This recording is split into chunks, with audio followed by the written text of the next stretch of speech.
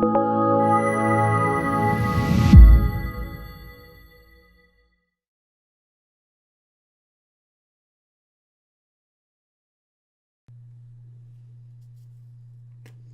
there, this is Jim Bovard for the Future Freedom Foundation. A recent survey showed that more than half of American millennials would prefer to live in a communist or socialist nation than in a capitalist nation. They also had heaps of affection for Karl Marx, and they liked Joseph Stalin almost as much as they liked Donald Trump. When I heard about that survey, I was mystified why people living in freedom would prefer a system of state slavery. In 1986 and 87, I slipped behind the Iron Curtain a half dozen times to investigate the debacles in East Bloc countries. My final trip began in Budapest, Hungary. At that point, the American media was touting Hungary as a wonderful mixed economy, a nation that was combining the best parts of communism and capitalism. That was utter crap. Basically, everything was still government owned except they had private taxis. Well, that wasn't the only thing. I was impressed when I visited Communist Party headquarters to interview some officials there. I was impressed to see a row of brand new black Mercedes. Geez, it felt like I was outside the New Jersey Democratic Party headquarters. After a few days knocking around in Budapest, I headed on to the most repressive regime in Europe. The train from Budapest to Bucharest, Romania was called the Orient Express. The original 1880s Orient Express connected Paris to Constantinople, and it was famous for its lavish menu, including oysters, soup with Italian pasta, fillets of beef with chateau potatoes, chocolate pudding, and a buffet of desserts. In the East Communist version of the Orient Express, there was no food. I had a cabin to myself as the train rolled southeast from Budapest. I'd been told that if Romanian border guards found a map of Romania or any other dubious papers, I would be arrested. Late at night, nearing the Romanian border, I studied my documents one more time, drilling into my head the things I should be looking for the following days, and then tore them up and threw them out of the window piece by piece. Shortly after midnight, the train lumbered to a stop in Transylvania, where the Hungarian-Romanian border was. The scene had the ambience of the original 1931 Dracula movie. I didn't hear wolves howling, I didn't see any bats, but the low-hanging fog and military guards with German shepherds endlessly circling the train, I was close enough. My cabin was searched 4 times, with each team outdoing their predecessors. Mattresses in the bunk bed were jostled, and practically every cubic inch of space was poked or prodded. Kind of like a TSA checkpoint these days. The final inspection was supervised by a cute, by communist standards, military officer. Perhaps the authorities thought I would confess my treachery to her. Nope, I was just another tourist heading to the Paris of East Europe, as Bucharest proudly called itself in pre-communist times. Except that there were almost zero tourists now in the land that had been renamed the Ethiopia of Europe. I entered Romania illegally, relying on an easily acquired tourist visa instead of the hassle of getting a journalist visa, which might have been turned down. As usual, when I traveled to the East Bloc, I had my small notebook hidden inside the front of my pants. After that final search at the border, the guards bolted my cabin shut from the outside. The pseudo-luxury train had officially been transformed into a traveling jail.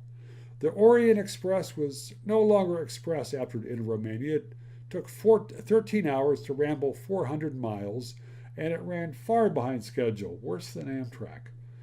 Everywhere were signs of a government that feared its people. Throughout Transylvania, radio stations were surrounded by military guards and barbed wire. The train stopped at Brasov, a famous medieval city that had been briefly renamed Stalin City. Shortly before I passed through, thousands of workers had rioted, they had ransacked Communist Party offices and killed 2 government militiamen. The scene outside the train window was one economic absurdity after another. There were horse-drawn wagons next to spewing factories and huge apartment complexes. Many people had abandoned their slipshod cars after the government sporadically banned the sale of gasoline for private vehicles. Communist dictator Ceausescu seemed like he was trying to starve people into submission. Children could not get milk without a doctor's prescription. The government responded to food shortages with a PR campaign on the danger of overeating. Food shortages became so bad that the lion in the Bucharest Zoo was converted into an involuntary vegetarian and he lost his teeth. The health system was collapsing, and the infant mortality rate was so high the government refused to even register children as being born until they survived their first month. The government also routinely cut off power to hospitals, causing 1,000 deaths the previous winter. It was more important to have sufficient energy for the steel mills because steel output was the ultimate communist bragging right. There was a recent New York Times piece that claimed that sex for women was better under communism.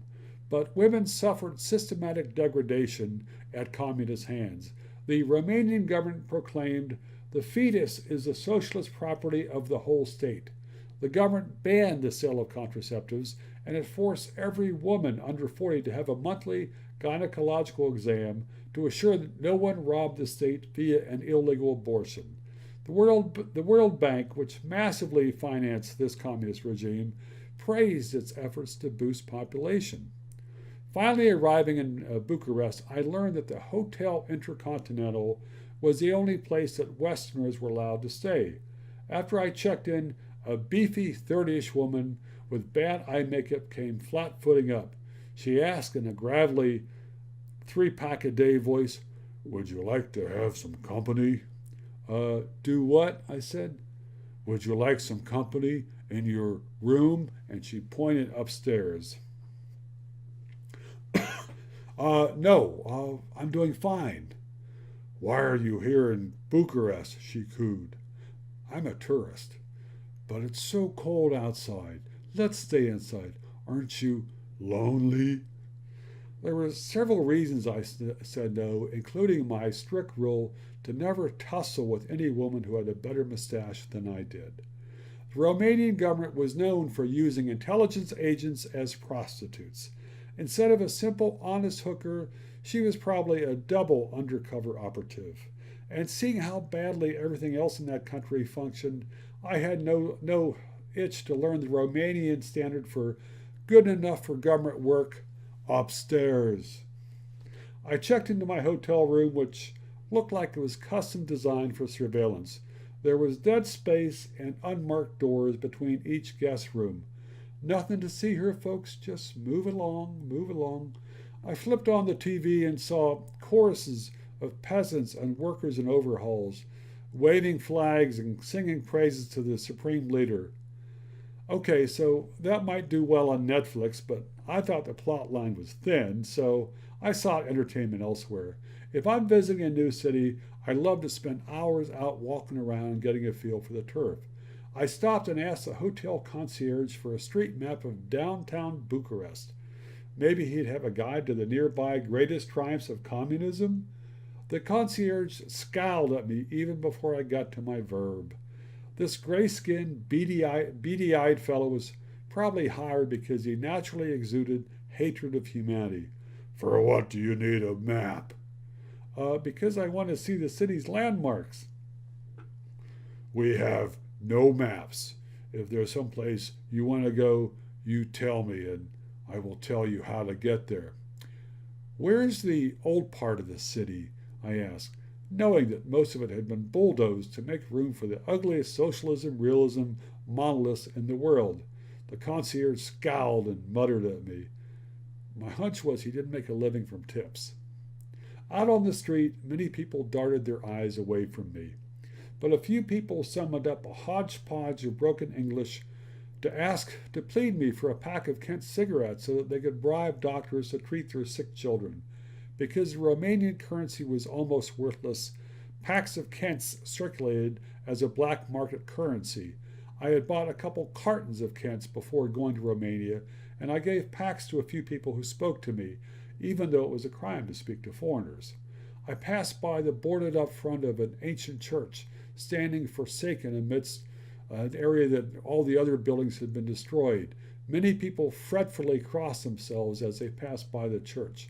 As I knocked around Budapest, I assumed I was being followed. Being a government informant was the country's only growth industry. I knew that pulling out my little notebook and making notes would set off alarm bells, so instead I would jot notes on the palm of my hand. I could use single words as memory pegs to pull up entire strands of thoughts and facts later on. When I arrived at Bucharest main airport to exit to Frankfurt, I noticed that most of the travelers in front of me were openly giving a pack of Kents to each drag at their multiple security checkpoints. I was soon passing out cigarette packs to guards like I was running for office. I saw one or two German businessmen yanked aside for more punitive searches, and their clothes were scattered far and wide around the guards' tables. As I passed the last checkpoint, I counted my blessings that I had avoided that hassle. That Lufthansa jet on the tarmac was the prettiest thing I'd seen since the train entered Romania. There was only one Passus Prime soldier standing nearby, 20 yards from the plane. He was kind of listless. I held up my American passport and he waved me on. I'd almost reached the plane's gangplank when I heard, "Halt!" I turned and saw the guard running towards me, his submachine gun bouncing off his big old belly. Puffing a bit, he caught up to me, grabbed my left arm, flipped my hand over, and pointed at my palm and demanded to know, "What is this?" I looked at my hand. I looked at the guard. I said, "It's ink." He said, "Oh." He nodded, squinted, and waved me onto the plane.